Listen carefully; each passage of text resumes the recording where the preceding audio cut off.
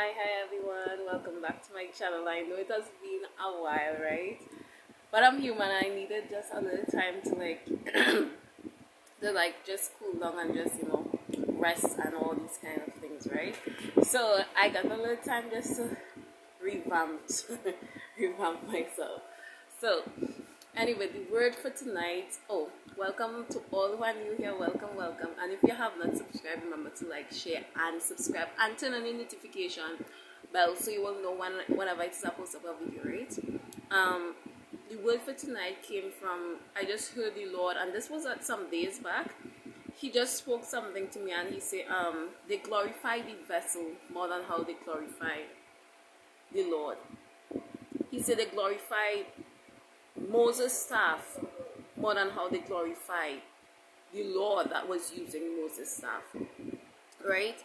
And I say, how is that? He said, this is why you see individuals these days coming away from pastors and from ministers and from individuals that is just being used by the Lord, because they are imperfect and they will make mistakes and they will slip up and everything. But you ever see someone, they make a mistake and they slip up, and the whole congregation faith in the Lord now, or that person faith in the Lord now becomes shaky, and they now start to question the Lord if he's really real and all these kind of things, based on the simple fact that my pastor, my preacher that I look up to, or my prophetess or my prophet that I look up to has fallen from grace, and now I am, because I used to not glorify the one that was using this person, but I was glorifying the image, which was the person that was in front. I began to slip from my faith in God because this person, their faith slipped. And the Lord said this was how the children of Israel, this was one of the reasons why the children of Israel, when they were coming out of Egypt and Moses went up into the mountain, he said when Moses left, their God left them. Okay, get this. He said when Moses left, their God left them, because they were accustomed. The Lord was trying to get them to get used to the invisible God, not to the visible God, because they had made Moses unknowingly their God. They had gone to Moses every time they need something. So when Moses was not there, they did not see the Lord that was just using Moses to cry out to. Before Moses went down into Egypt, they were praying to the great I am that I am, which was the God of Abraham, Jacob, and our forefathers, right? They were praying to him. They did not have a man in front of them to go through. So God. But when they had gotten accustomed to worshiping Moses, because every time they need something, they go to Moses to cross the sea, Moses to get the water, Moses to do all of these various things, that when Moses was no longer there, because it wasn't God that they were worshiping, because it was just, it wasn't God that they were worshiping, but they were really worshiping the staff that was in Moses' hand. They were really worshiping the Moses that was in front of their face. So when I can no longer see the prophetess, when I can no longer see this pastor, when I can no longer see that one, who am I going to really worship now? Am I going to get back to the invisible God, or am I going to make, a golden calf? And the Lord began to tell me to break this down. The golden calf signified, back then, that is the works of man's hand. They used to use calves and stuff like that to work for them or wherever it is. And he said many people is glorifying their work. So if I no longer am working or whatever it is, then that means that I'm not being provided for. That means that Jehovah God is not still the one that feeds and that provides for me. So he said, get back to get the people back to not worshiping these objects or worshiping anything else but me. The Lord said these things are merely the stuff that I use to work miracle through. He said, but individuals has got it. He says, like training wheels on a bike. I train you with the pastors in church, to get you to see me. But now I want you to take off the training wheels, which is the pastors, and get you back to interpersonal relationship with me without the pastors. He said the pastors and the prophets prophetess and these individuals such as myself is just the ones there, like the training wheel, until you start to get, oh God, trying to get you to get accustomed now to the Lord, so that when Moses go up and when we are no longer there, you don't lose your hope, you don't lose your faith in Jehovah God. You still continue doing what you're supposed to do. He said, but individuals lost their hope soon as one of, his vessel fall or some kind of thing happen or wherever it is. And he said, there's a reason for this, because I want them to know that it's not Moses or the staff, the piece of stick that Moses hold up in his hand, that was the one that was working a miracle. These things was just, oh God. These things, the Lord said, the staff was just signaling heaven. The staff, when the staff foot up, is just a signal to God, oh God and my Redeemer, to do his thing. He said the staff was just the mere thing that he used to support Moses. If you notice, you get a staff with a piece of stick in your hand, it is to support Moses. He said, but they got accustomed to now, oh God, the staff, and start to say the staff is their God and Moses is their God. So when Moses gone up, they start to cry and going and look for another God, forgetting that it was not, oh God and my Redeemer, it was not Moses that got them out of Egypt. It was, oh God, the Lord using Moses to get them out. And they would think to themselves that they would start to cry out to God if they had need of something, instead of making another God. He said, oh God, he said, take off the training wheels. Take off the training wheels. Get back to your interpersonal. I'm just the one that is being used. Praise him mighty, should I go? Praise him mighty. He said another thing, he said, listen to this. He said a staff, and the Lord began to tell me this. He said a staff. A staff is something that supports. He said many of you all, I don't know who this one is for, but he said your staff, right? Your staff or your employees are just individuals that help support your business or whatever it is. I'm feeling this strong. Your business. It just helps support your business.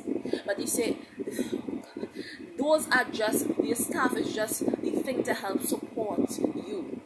Just like how when Moses they were fighting a battle, and Moses put up his hand up in the air. And when Moses put up his hand up in the air, they win the battle. The Israelites win the battle. And when he put down his hand, they lose the battle. And the Lord says, some of you all has taken down your hands. He said the staff is there to help you to keep your hands up. He said, but some of you all has taken down your hands. And then he said, explain, what does that mean? Some of you all, listen, when you put up your hands, that means I surrender, I give up. But he says, some of you all, oh God, stop surrendering to God. And now you start, because if your hand isn't up, then your hand is in your business. Then your hand is in your business. Then your hand is trying to fix it. Then your hand is trying to do what only God's supposed to do. He said that, oh God. He said, so get back your hands up in air. If you notice when you're worshiping, you say, I worship, and you put up your hands, meaning none of these things is not being done by me, but it's done by him. He says, some of you all are going through some stuff because you stop surrendering. You stop putting up your hands to the Lord. He said, get back your hands in the position where it's supposed to be, and stop trying to be Jehovah God and work it out for yourself. Because if your hands isn't up, that means it is in your business, and your business is not your business. When you are child of when you are a child of the Most High God, your business is not your business. My children business, they can never say, hey, mind your business for me. You are my business. And the Lord say, you can never tell him that, because you are his business. But some of you all have made yourself a God.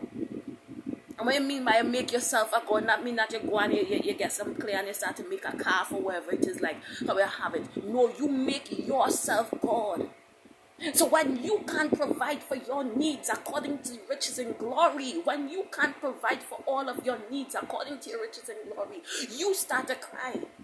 When you can't, oh God and my Redeemer, clothe yourself like he clothed the lilies of the field, you start to cry. When you can't, oh God and my Redeemer, like he said to Job in the ending up of Job, he said, can you, oh God and my Redeemer, can you create all of these things and thunder with a thunder like mine, like me? Can you do all of these great things? Then stop making yourself God. Some of you are making yourself God. Oh God and my Redeemer, forgetting who is really the one that support and provide for you. So when you no longer have a work, when you no longer have this, when you can no longer do this, you start to cry and lost all hope because you make yourself God. You make yourself the one that gave you breath and life in your body. You make yourself the one that wake you up this morning. You make yourself the one that has been keeping you so far. So when you can't do it, when you cannot do it, and you, oh God, because your body is just flesh and it's gonna get weary, it's gonna get tired, it's gonna get sick. When you can't do it, you lost all hope. But he said, get back the believers to the, oh God, get back the believers to looking to me and not to looking to self. He said, because the arm of flesh will always fail you, but he will never fail you.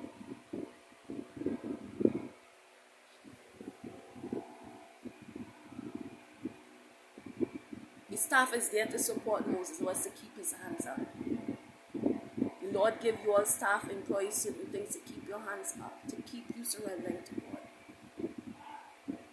When your hands get down is when you start to think, okay,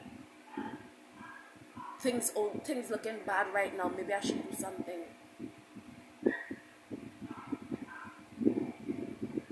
What about giving it to God? Every time you feel frightened or whatever it is to put and to go and fix and to go and do this, start to feel, go down on your knees instead and give it back to him. This is why stuff start to happen, because you start to put in your 2 cents in. Your business is not your business.